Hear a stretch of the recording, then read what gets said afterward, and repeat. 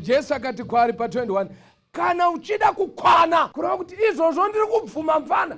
Haleluya. Vanhu vaMwari, kune majaya akatendeka, kune dzimwe mhandara dzakatendeka. Kana iwe uchingovata muzvikwenzi, usafunga kuti mese mese. Kune vakatendeka vakamirira muponesi, kunyange vane zvinhu zvavo, anenge ari very disciplined.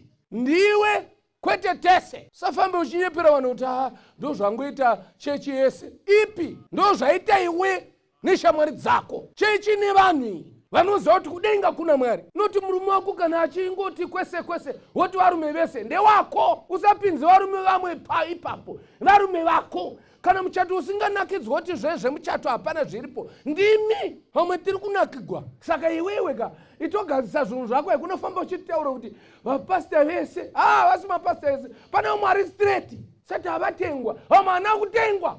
Ipo pano padhasti pana vanhu vakatendeka pana. Usavatarisa netende. Vamwe vane vachigara mumasaga vati vakatendeka.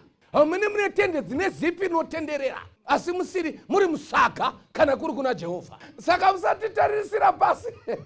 Ndokunzwa zvangu muchitaura muchiti chechi yafa. Afa ndiwe. Chechi nevanhu vayo iyi. Buda uone kuti inobva kwaini. Handiti une uchiti uchiimbisa nechitanda, chisiye pasi uone kuti hachina anotora here. Ukachikanda pasi unoona chanhongwa chitanda ichi. Chonhongwa neakanga ari kumadzibaba akatendeuka. Ayamupfumira akati, Ishe, handidi kuunyeperai. Kubva ndichikura handinomboita zvinhu zvisina musoro. Jesu akati hauna kukwana.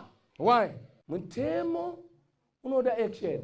Kana machengeta Sabata nekuzorora, chibatsirai vanotambura. Halo, ndo pakafoira chaya.